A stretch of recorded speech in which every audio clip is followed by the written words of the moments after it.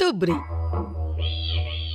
শুনবেন কৌতুক নাটিকা সনাতনের সাপ্তাহিক স্নান।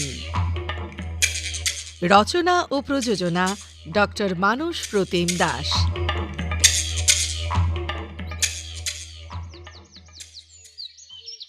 কই গো সনাতন দা, সনাতন দা, ও বৌদি, বৌদি।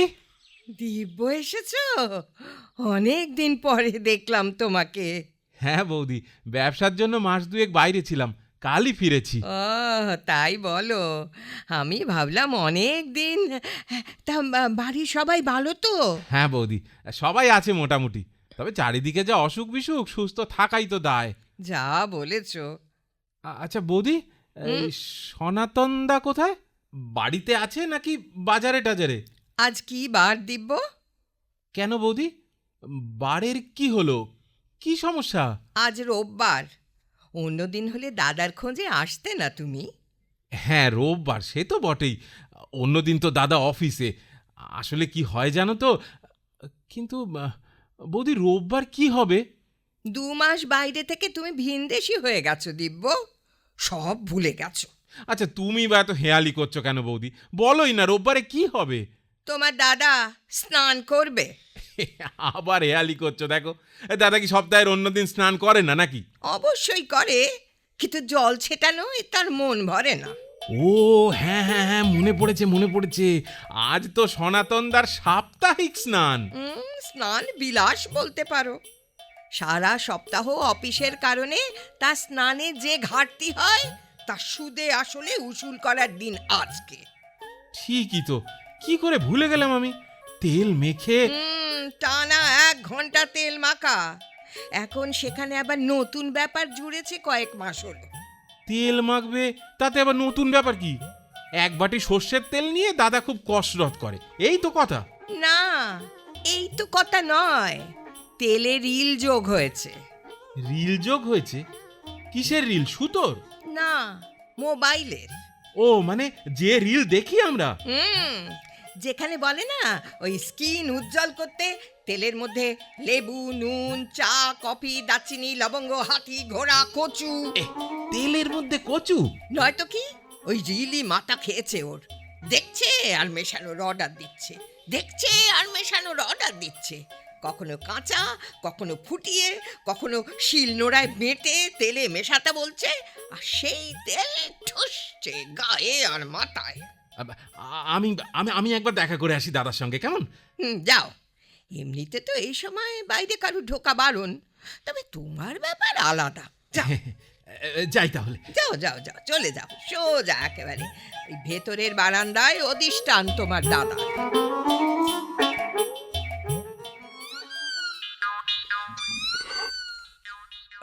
দাদা? কে? দিব্য? তাই বলো, এই সময় তো কাউকে আসতে দেওয়ার কথা নয়, তোমার বৌদি তো জানে। হ্যাঁ, ওই কথাই হচ্ছিল। কোন কথা? আমার এই স্নান নিয়ে নিশ্চয়ই। জানো দিব্য, দিনে দিনে তোমার বৌদি এই স্নানের ব্যাপারটা নিয়ে কেমন। বৌদির মতো মানুষ হয় না দাদা। বিয়ে তো করলে না এখনো?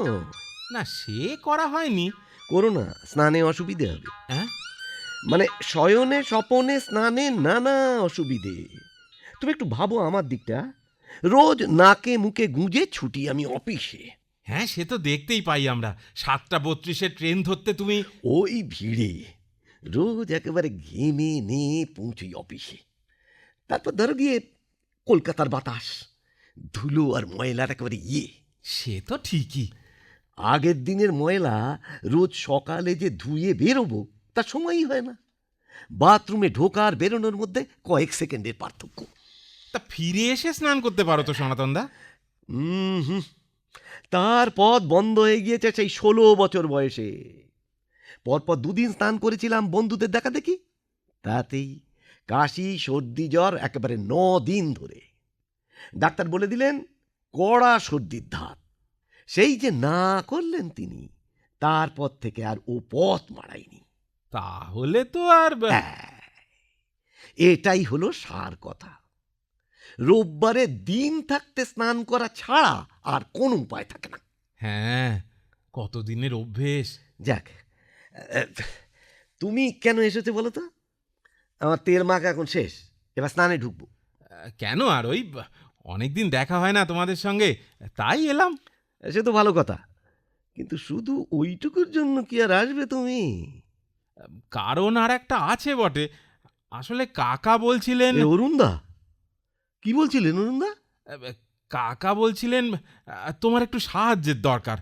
আরে আমি আবার কি সাহায্য করতে পারি অরুণদাকে? কাকা একটা জমি দেখেছে বাসন্তীপুরে। বাসন্তীপুর? ও বাবা, সে তো অনেকটা দূর এখান থেকে। তা ঠিক, তবে সস্তায় পাচ্ছে জানো তো।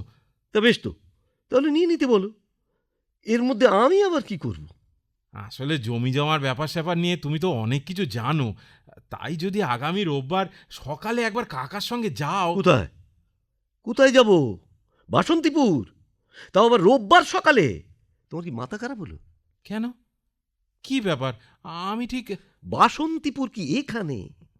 সকালে বেরোলে পৌঁছতে সেই দুপুর, ফিরে আসতেও মেলা সময় লাগবে। বলি, আমার স্নানটা কি তুমি করে দেবে নাকি? ও, তাও তো বটে। একটু ভেবে চিনতে কথা বলতে পারো না তোমরা? হ্যাঁ, রোববারে যাব। আচ্ছা সনাতন দা, কি হলো? বলছি এই যে স্নান, এটা কখনো বাদ পড়ে না তোমার, তাই না?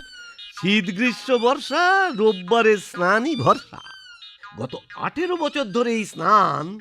না না না, একদিন কি হলো দাদা, থামলে কেন? একদিন কি? একদিন ঠিক বাদ না, তবে যেভাবে হয়েছিল সেটা খুব খারাপ, খুব খারাপ। সেদিনও তেল মাখছি আমি, উঁচি এলো হুড়মুড় করে। কাকা, ও কাকা, কাকা গো! এ কি রমা, তোমাকে কি বলেছি আমি? দেখো না, আমি না করলাম কিন্তু শুনলো না। বলছে নাকি ভীষণ বিপদ, ওর বাবার নাকি। কি হয়েছে ওর বাবার? কিরে পুচি, দাঁত নেই দাঁত নেই? কি যাতা বলছিস? দাঁত আবার যাবে কোথায়? পেটে। পেটে? মুখের দাঁত পেটে যাবে কেন? লুচি খেয়ে ঘটি থেকে জল খেলো ঢক ঢক করে, তারপরে বলল ও পুচি নেই। লুচি খেয়ে বললো পুচি নেই? হ্যাঁ, ঘটি জলের সঙ্গে বাঁধানো দাঁত চলে গেছে পেটে। এখন কি হবে কাকা? এই দেখো দেখো না, আরে ও রমা, কাঁদছে যে, সামলাও না একটু। এই এই দাঁত পেটে গেলে কিচ্ছু হয় না মা। ও ও পুচি, আরে পুচি রে, কাঁদে না কাঁদে না। শোন না শোন, একটু এইসব গুল খাইয়ে দিস, কাল সকালে পেট খোলসা হলে ঠিক বেরিয়ে যাবে। সোনায় বাঁধানো দাঁত। ও সোনায় বাঁধানো? ও মা, অতগুলো টাকা বেরিয়ে যাওয়া তো ঠিক নয়। হ্যাঁ গো, তাই তো। বাড়িতে দাঁত আটকে রাখার জন্য একটা আকশিও ছিল, লোহার। হ্যাঁ, কার কাছে বাঁধিয়েছিল? দাঁতের ডাক্তার না কামার নাকি শ্যাকরা? ও বাবা গো, আকশিটা যখন কেটে কেটে পেটের মধ্যে দিয়ে যাবে তখন। তুমি একটু যাও না ওদের বাড়িতে, এমন ভাবে কাঁদছে মেয়েটা। তা আমি কেন? এই এখন এই তেল মেখে পাড়ায় আর অন্য কেউ নেই নাকি? কেউ নেই গো কাকা, আজকে ফাইনাল ম্যাচ। ফাইনাল? কিসের ফাইনাল আবার? হাডুডু পালপাড়ার সঙ্গে আজ ফাইনাল, এই তো একটু পরে শুরু হবে। তাই তো, হাডুডু ফাইনাল। 5,001 টাকা প্রাইজ। 5,000? 5,000 এক টাকা। আচ্ছা আচ্ছা আচ্ছা, ও অনেক বড় খেলা তাহলে। সবাই তখন শীতলাতলার মাঠে। কিন্তু এই তেল মাখা গায়ে আর আমি গিয়ে করবই বা কি?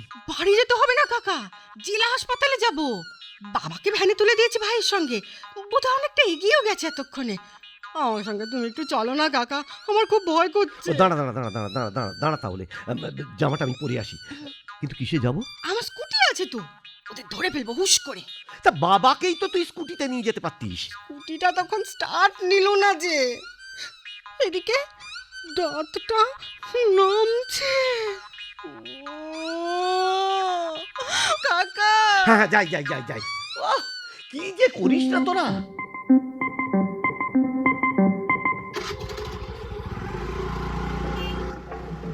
কিরে পুচি, তোর ভাই আর বাবা কোথায়? হ্যাঁ, অনেকটা তো চলে এলাম রে। তেল মাখা গায়ে জামা চড়িয়ে এইভাবে যাচ্ছি।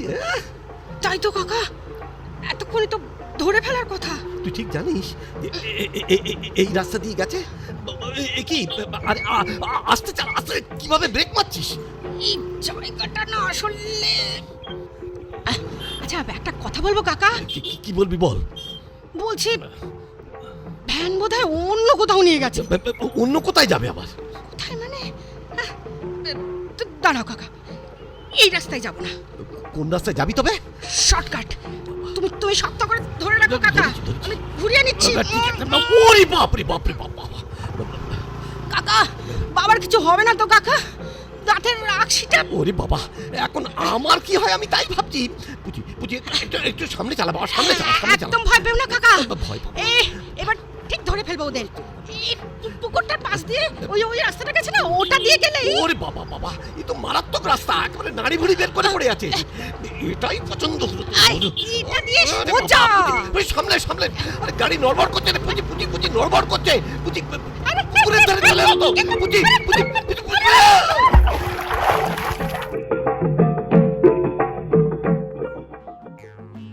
সোজা পুকুরে পড়ে গেলে তোমরা?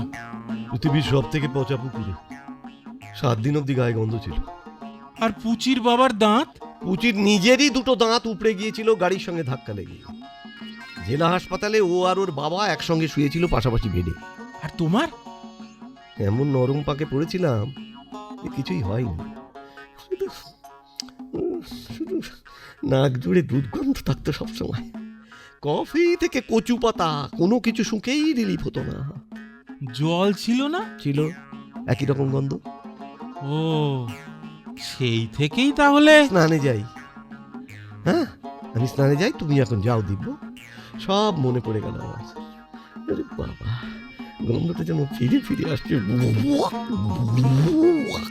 দু বলতে বেশি জল ঢালতে হবে। কিন্তু দাদা, ওই দাঁতে যে সোনা ছিল।